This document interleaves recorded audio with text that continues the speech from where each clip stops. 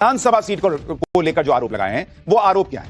राहुल गांधी ने कहा कि कर्नाटक की आलंद सीट, विधानसभा सीट, इस पर 6018 वोटर्स के नाम हटाने की साजिश हुई।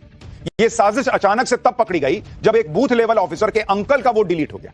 उसने चेक किया तो पता चला कि पड़ोसी ने ऐसा किया है। उसने पड़ोसी से पूछा, पड़ोसी ने कहा कि मुझे तो कोई जानकारी नहीं है। इसी किस्से को सुनाकर राहुल गांधी ने दावा ठोक दिया कि किसी और फोर्स ने पूरे प्रोसेस को हाईजैक किया हुआ है।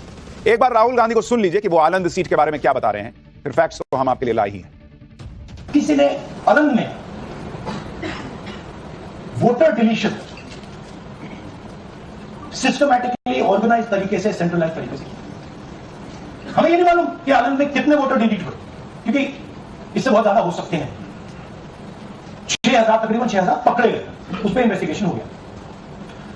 क्या पता लगा कि फाइलिंग ऑटोमेटिकली ऑनलाइन हो रही है।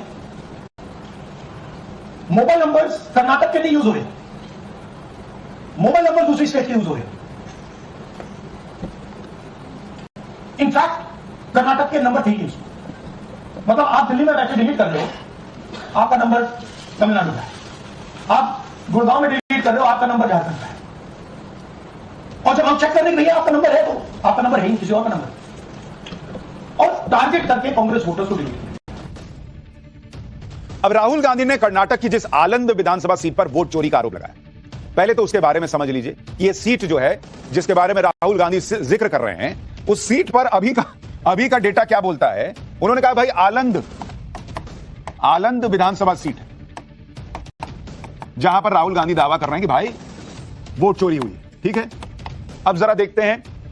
उन्होंने कहा 6018 वोट काटने की कोशिश हुई।